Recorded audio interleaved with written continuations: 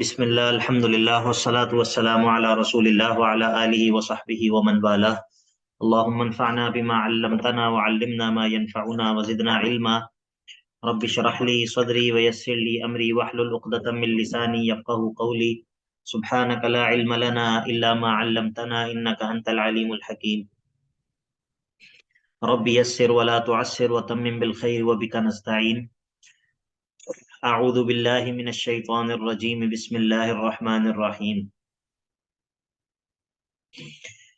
ان اللہ یدافع عن الذین آمنوا ان اللہ لا يحب كل خوان کفور۔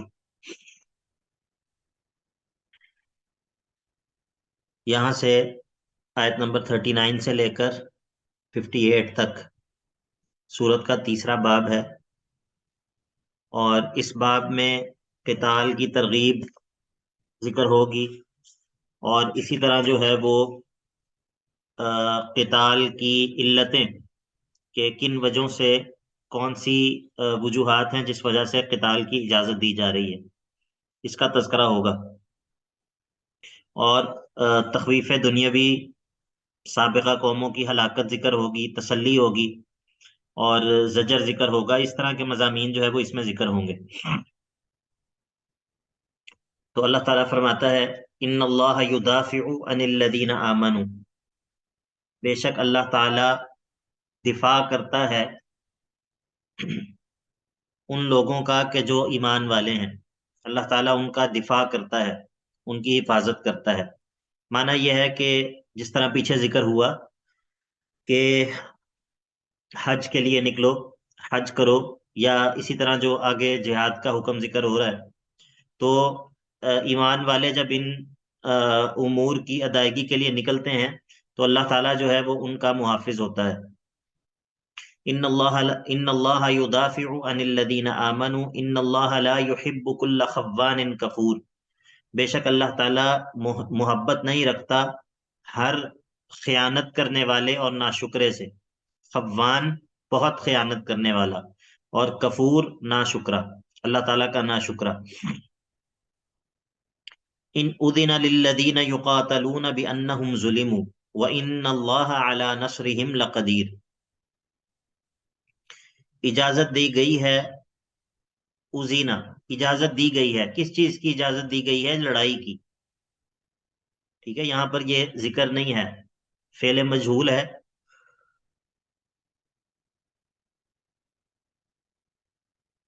تو یہاں پر اس چیز کا ذکر نہیں ہے کہ اجازت دی کس چیز کی گئی ہے، تو وہ لڑائی کی اجازت ہے۔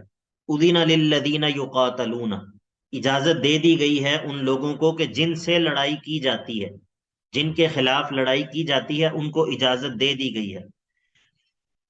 بِأَنَّهُمْ ظُلِمُوا، بسبب اس کے کہ یہ لوگ ظلم کیے جا رہے ہیں، اس وجہ سے کہ ان سے لڑائی کی جاتی ہے، اور اس وجہ سے کہ وہ مظلوم ہیں، اور اس وجہ سے کہ ان اللہ علی نصرہم لقدیر، کہ اللہ تعالیٰ ان کی مدد کرنے پر جو ہے وہ خوب قدرت رکھتا ہے۔ تو اللہ تعالیٰ نے ان کو اجازت دے دی ہے کہ اب تم جو ہے وہ اپنا دفاع کرنے کے لیے کافروں سے قتال جو ہے وہ کر سکتے ہو۔ آپ جانتے ہیں کہ جو جہاد ہے اس کے احکام بتدریج اترے ہیں۔ سب سے پہلے جو ہے وہ یہ صرف ایک مباح عمل تھا، یعنی کہ اس سے پہلے، بلکہ اس سے بھی پہلے جو ہے وہ مسلمانوں کو ہاتھوں کو روک کر رکھنے کی اجازت، رکھنے کا حکم تھا کہ آپ نے آگے سے ہاتھوں کا استعمال نہیں کرنا۔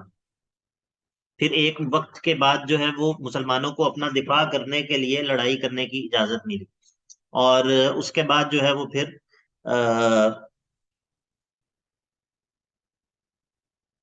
تدریج کے ساتھ آخر کار جو ہے وہ کفار کے ساتھ لڑائی کرنے کا حکم جو ہے وہ ہوا ہے۔ تو اذن للذین یقاتلون بانہم ظلموا وان اللہ علی نصرہم لقدیر الذین اخرجوا من دیارہم بغیر حق، اور مزید ان کو جو قتال کی اجازت ملی ہے اس کی مزید علت کا ذکر ہے کہ یہ مظلوم ہے، چونکہ یہ مظلوم ہے تو اس وجہ سے ان کو لڑائی کی اجازت ہے۔ الذین اخرجوا من دیارہم بغیر حق، یہ وہ لوگ ہیں جو کہ نکال دیے گئے ہیں اپنے علاقوں سے بغیر حق، بغیر اس کے کہ کوئی ان کو نکالنا جو ہے وہ جائز ہوتا، ناحق ظلم کے طور پر جو ہے وہ ان کو ان کے علاقوں سے نکلنے پر مجبور کر دیا گیا ہے۔ اور ایسا کیوں کیا گیا ہے؟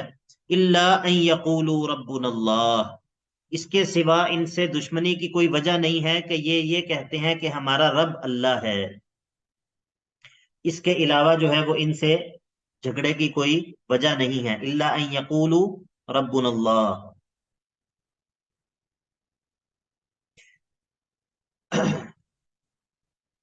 فلولا دفع اللہ الناس بعضهم ببعض، اور یہ بھی قتال کی علتوں میں سے ایک علت کا ذکر ہے۔ ولولا دفع اللہ الناس، اور اگر نہ ہوتا اللہ کا دھکیلنا، اللہ کا دفع کرنا، دور کرنا، الناسا لوگوں کو، بعضهم ببعض لوگوں کے بعض کو بعض کے ذریعے، تو لہدمت تو تباہ کر دیے جاتے، صوامع یہ جو راہبوں کے کی خانقاہیں، وہ بیع اور گرجا گھر، وہ صلوات اور یہود کے عبادت کدے، وہ مساجد اور مساجد، یذکر فیہا اسم اللہ کثیرا کہ جن میں اللہ کا کثرت کے ساتھ ذکر کیا جاتا ہے۔ معنی یہ ہے کہ اللہ تعالیٰ ہر دور کے اندر بعض کے ذریعے بعض لوگوں کو دفع کرتا رہا ہے، یعنی کہ اللہ رب العزت ہر دور کے اندر جو ہے وہ لوگوں کی ایک جماعت کے ذریعے دوسری جماعت کو، اس کے زور کو توڑتا رہا ہے۔ اگر ایسا نہ ہوتا تو ہر دور کے اندر جو اللہ کا نام زندہ رکھنے والے لوگ تھے، یعنی کہ اسلام کے آنے سے پہلے سیدنا عیسیٰ کے جو پیروکار ہیں، وہ اپنے گرجا گھروں کے اندر جو ہے وہ اللہ کی عبادت کرتے تھے، اور اس سے پہلے جو ہے وہ یہود یا موسیٰ علیہ السلام، بنی اسرائیل کے جو پیروکار تھے، بنی اسرائیل جو تھے جو کہ موسیٰ علیہ السلام کی شریعت پر عمل پیرا تھے، وہ اپنے عبادت قدوں میں اللہ تعالیٰ کا نام جو ہے اس کو وہ زندہ کرتے تھے۔ تو اگر اللہ تعالیٰ اس طرح جہاد کے حکم کے ذریعے لوگوں کے بعض کو بعض کے ذریعے دفع نہ کرتا رہتا، تو اللہ تعالیٰ کا نام لینے کے لیے یہ جو عبادت قدے تعمیر کیے گئے ہیں یہ سارے کے سارے منہدم ہو جاتے۔ ٹھیک ہے، تو لیکن اللہ تعالیٰ کا یہ طریقہ ہے کہ اللہ تعالیٰ بعض کے ذریعے بعض لوگوں کو دھکیلتا ہے، اور اس طرح جو ہے وہ حق اور باطل کی کشمکش جاری رہتی ہے۔ ولولا دفع اللہ الناس بعضهم ببعض لهدمت صوامع وبيع وصلوات ومساجد يذكر فيها اسم الله كثيرا ولينصرن الله من ينصره، اور اللہ ضرور بالضرور مدد کرتا ہے اس کی کہ جو اس کے دین کی مدد کرتا ہے۔ من ينصره یعنی کہ من ينصر دینه، جو اس کے دین کی مدد کرتا ہے اللہ اس کی ضرور مدد کرتا ہے۔ ان اللہ لقوی عزیز، بے شک اللہ تعالیٰ خوب طاقتور بھی ہے اور خوب غالب بھی ہے۔ اللہ تعالیٰ خوب طاقت والا بھی ہے اور خوب غالب بھی ہے۔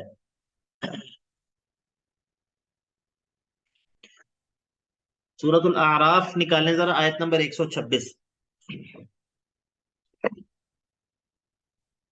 یہاں پر جو بات ذکر ہوئی ہے سورۃ الحج میں کہ الذین اخرجوا من دیارہم بغیر حق الا ان یقولوا ربنا اللہ، کہ جو ان لوگوں سے دشمنی کی جا رہی ہے اس کے علاوہ اور کوئی وجہ نہیں ہے کہ یہ کہتے ہیں کہ ہمارا رب اللہ ہے۔ تو یہاں پر دیکھیے سورۃ الاعراف کے اندر، وما تنقم منا، اور تم ہم سے دشمنی نہیں رکھتے مگر الا ان آمنا بآیات ربنا لما جاءتنا، مگر اس لیے کہ ہم اپنے رب کی آیات پر ایمان لے آئے ہیں جب وہ ہمارے پاس اللہ کی نشانیاں آئی ہیں، اللہ کی آیات ہم تک آئی ہیں تو ہم اس پر ایمان لے آئے ہیں۔ تو تمہارے ہم سے دشمنی کرنے کی صرف یہ وجہ ہے، یہ جو موسیٰ علیہ السلام کے پر ایمان لانے والے جو لوگ تھے انہوں نے جو ہے وہ یہ بات کہی، جو جادوگر تھے، جادوگروں نے یہ بات کہی تھی۔ اسی طرح سورہ غافر نکالیں ذرا، سورۃ المؤمن، جی 24واں پارہ سورۃ المؤمن، اس کو سورۃ المؤمن بھی کہتے ہیں اور اس کو سورۃ الغافر بھی کہتے ہیں۔ آیت نمبر 28۔ وقال رجل مؤمن من آل فرعون يكتم إيمانه أتقتلون رجلا أن يقول ربي الله وقد جاءكم بالبينات من ربكم وہ آل فرعون میں سے جو ایک مومن تھا جو اپنا ایمان چھپائے ہوئے تھا، اس نے ان کو کہا کہ کیا تم ایک بندے کو صرف اس وجہ سے قتل کر دینا چاہتے ہو کہ وہ یہ کہتا ہے کہ میرا رب اللہ ہے؟ وقال رجل مؤمن من آل فرعون، یہ آل فرعون میں سے ایک شخص تھا جو کہ اپنے ایمان کو چھپائے ہوئے تھا. یکتم ایمانہ، اپنے ایمان کو چھپائے ہوئے تھا. اتقتلون رجلا، کیا تم ایک بندے کو قتل کرنا چاہتے ہو، ان یقول ربی اللہ، اس وجہ سے کہ اس نے یہ کہا ہے کہ میرا رب اللہ ہے. وقد جاءکم بالبینات من ربکم، اور وہ تمہارے پاس، تمہارے رب کے پاس کی طرف سے روشن نشانیاں بھی لے کر آیا ہے. وَإِن يَكُ كَاذِبًا فَعَلَيْهِ كَذِبُهُ، اگر تو وہ جھوٹ بول رہا ہے، اگر تو وہ جھوٹ بول رہا ہے تو اس کے جھوٹ کا وبال اس پر ہی ہے. وَإِن يَكُ صَادِقًا، اور اگر وہ سچا ہوا تو يُصِبْكُم بَعْضُ الَّذِي يَعِدُكُم، تو جس چیز کی وہ تمہیں وعید سنا رہا ہے وہ تمہیں پہنچ جائے گی. ان اللہ لا يهدي من هو مسرف كذاب. یہ بڑا زبردست مضمون ہے جو یہاں پر سورۃ المؤمن کے اندر بیان ہوا ہے کہ جو انبیاء ہیں، انبیاء کے جو مخالفین ہیں، اگر وہ سوچیں تو جب انبیاء ان کو یہ کہہ رہے ہیں کہ اگر تم ایمان نہیں لاؤ گے تو تم تباہ و برباد ہو جاؤ گے، اور اللہ تعالیٰ کی جو ہے وہ لعنت اور اللہ تعالیٰ کا غضب تم پر دنیا میں بھی ٹوٹے گا اور آخرت میں بھی ٹوٹے گا، تو اگر انسان غور کرے تو دو ہی صورتیں ہیں، دو ہی صورتیں ہیں کہ یا تو یہ شخص سچ بول رہا ہے اور یا یہ شخص جھوٹ بول رہا ہے. ایسا ہی ہے نا جی؟ یہی دو صورتیں ہیں، یہی دو امکانات ہیں. جی سر. جی سر، ہم نے سورہ تفسیر میں بھی پڑھے تھے نا یہ. جی، تو اگر وہ شخص جھوٹ بول رہا ہے تو اس کے جھوٹ کا وبال اس کے اوپر ہے، یعنی کہ اگر وہ جھوٹ بول رہا ہے تو اس جھوٹ کا جو بھی وبال ہے، جو بھی اس کا سزا، اس کی نقصان ہے، اس کو وہ خود اٹھائے گا. ٹھیک ہے، یہ تو ایک پروبیبلٹی ہے، ایک صورت ہے. لیکن ایک لمحے کے لیے ذرا یہ سوچو کہ اگر وہ سچ بول رہا ہے تو پھر تمہارا کیا بنے گا؟ اگر وہ سچ بول رہا ہے تو پھر تمہارا کیا بنے گا؟ آپ کو بات سمجھ آ رہی ہے؟ یہ جو اس نے مؤمن آل فرعون نے جو بات کہی ہے. جی سر. ہاں، تو یہ بڑی زبردست بات ہے کہ اگر وہ، مطلب تم اسے قتل کرنا چاہ رہے ہو، تم موسیٰ کو قتل کرنا چاہ رہے ہو، اور تم جو ہے وہ اس کی مخالفت اور دشمنی میں یہاں تک پہنچ گئے ہو کہ تم اب اس کو جو ہے وہ دنیا سے مٹانا چاہ رہے ہو، تو اس نے تو یہ کہا ہے کہ میں جو ہے وہ اللہ کو رب سمجھتا ہوں اور حقیقت میں رب اللہ ہے، تو تم اس کو قتل کرنا چاہ رہے ہو. تو اگر وہ اپنے اس بات میں اور اس دعوے میں کہ تمہارے اوپر اگر تم ایمان نہیں لاؤ گے تو اللہ کا عذاب آئے گا اور اللہ تمہیں مٹا دے گا دنیا میں بھی اور آخرت میں بھی تمہارے ساتھ جو ہے وہ بڑا برا سلوک ہوگا، اگر تو وہ اپنے اس سارے دعوے میں جھوٹا ہے تو اس کا وہ خود ذمہ دار ہے. تمہارا کیا بگڑ رہا ہے؟ تمہارا کیا جا رہا ہے؟ اگر وہ جھوٹ بول رہا ہے تو تمہارا کیا نقصان ہو رہا ہے؟ کچھ بھی نقصان نہیں ہو رہا تمہارا. لیکن ذرا دوسرے پہلو پر بھی تو غور کرو، اگر وہ سچا ہے تو پھر تمہارا کیا بنے گا، اس پر ذرا غور کرو. ٹھیک ہے، یہ بڑا زبردست، یہ سورۃ المؤمن جو ہے نا، یہ بڑی پیاری سورت ہے. خاص طور پہ اس میں جو مؤمن آل فرعون کا قصہ ہے وہ بڑا پیارا قصہ ہے، کہ بڑا عجیب قصہ ہے کہ ایک بندہ جو کہ فرعونیوں میں سے تھا اور وہ اپنے ایمان کو چھپائے ہوئے تھا، اپنے ایمان کو جو ہے وہ اس نے چھپایا ہوا تھا. لیکن جس وقت موسیٰ علیہ السلام کا جو ادھر قتل کی بات چھڑی اور وہ موسیٰ علیہ السلام کے ساتھ دشمنی جو کر رہے تھے، تو اس موقع پہ اس نے جو ہے وہ ایک لمبی تقریر کی ہے، اور اس موقع پہ اس نے جو ہے نا وہ اپنا ایمان ظاہر کر دیا. کیونکہ جب یعنی کہ وہ ایسا موقع تھا کہ وہ موقع ایمان چھپانے کا نہیں تھا. مطلب ایمان بندہ چھپاتا ہے تو اسی لیے چھپاتا ہے نا کہ مطلب کسی یعنی کہ ایمان چھپانے کی چیز نہیں ہے. ایمان جو چھپایا جاتا ہے وہ اس لیے چھپایا جاتا ہے کہ کسی وقت ضرورت پڑنے پر جو ہے وہ اس کو ظاہر کیا جائے. تو اب اگر اس کے سامنے موسیٰ علیہ السلام کے قتل کی بات ہوتی اور وہ ان کو قتل بھی کر دیتے اور یہ اپنا ایمان چھپا کے رکھتا، تو پھر یہ ظاہر کب کرنا تھا؟ پھر اس ایمان کو ظاہر کرنے کا وقت کب آنا تھا؟ تو جب اس نے یہ بات ان کی سنی، فرعونیوں کی، تو ادھر اس نے پھر لمبی تقریر کی ہے، اور وہ بڑی زبردست تقریر ہے یہ 24ویں پارے کے اندر. بہرحال اچھا جی، تو یہ میں یہ بات ذکر کر رہا تھا کیونکہ ادھر اس آیت میں ذکر ہوا ہے نا کہ الذین اخرجوا من دیارہم بغیر حق الا ان یقولوا ربنا اللہ. یہ جو ایمان والے ہیں ان کو ان کے علاقوں سے جلا وطن کر دیا گیا ہے، نکلنے پر مجبور کر دیا گیا ہے. ان کا جرم کیا ہے؟ انہوں نے کیا خطا کی ہے؟ ان کا جرم اور ان کی غلطی اور ان کی خطا یہ ہے کہ یہ اللہ کو اپنا رب کہتے ہیں. توحید کی وجہ سے ان کے ساتھ یہ دشمنی کی جا رہی. ولولا دفع الله الناس بعضهم ببعض لهدمت صوامع وبيع وصلوات ومساجد يذكر فيها اسم الله كثيرا ولينصرن الله من ينصره ان الله لقوي عزيز. یہ بات ہو گئی. الذين إن مكناهم في الأرض أقاموا الصلاة وآتوا الزكاة وأمروا بالمعروف ونهوا عن المنكر.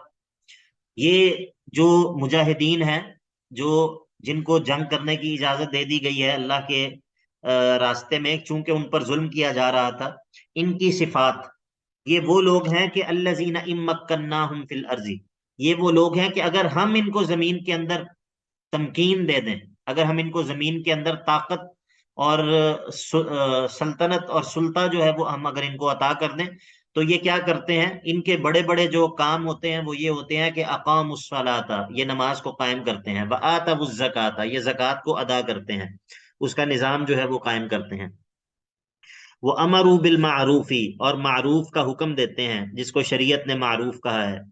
شریعت جس چیز کو جو ہے وہ پسندیدہ کہتی ہے یا جس کی اجازت دیتی ہے یا جس کو کرنے کا حکم دیتی ہے. ونہوا عن المنکر، اور منکر جس چیز کو شریعت ناپسند کرتی ہے اس سے روکتے ہیں. وللہ عاقبۃ الامور، اور انجام کار، تمام چیزوں کا انجام، تمام امور کا انجام وہ تو اللہ ہی کے اختیار میں ہے، وہ اللہ ہی کے قبضے میں ہے.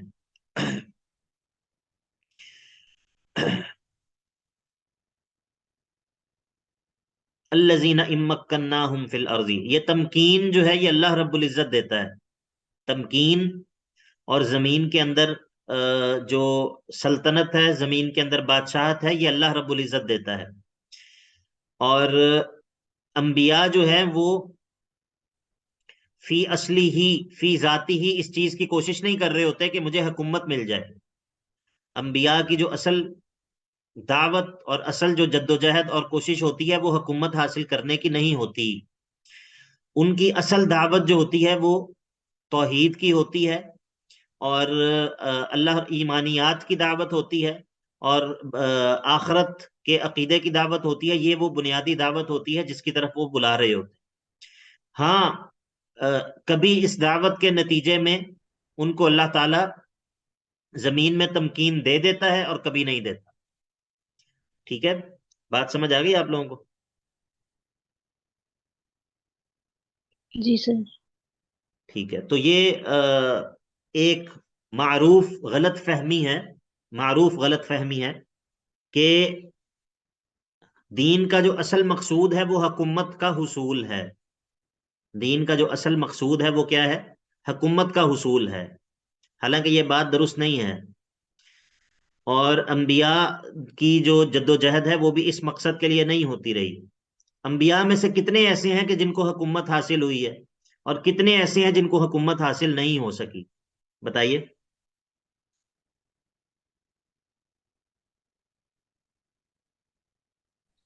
سر انبیاء کم میں ہے سے؟ جی جی، انبیاء میں سے. جی سر کم ہے. اور جیسے سر حضرت ان کو تھی، سلیمان علیہ السلام کو تھی، حضرت ٹھیک ہے، داؤد علیہ السلام کو تھی، ٹھیک ہے. حضرت یوسف کو ملی. ہاں جی. تو باقی جو انبیاء ہیں وہ کیا کرتے رہے؟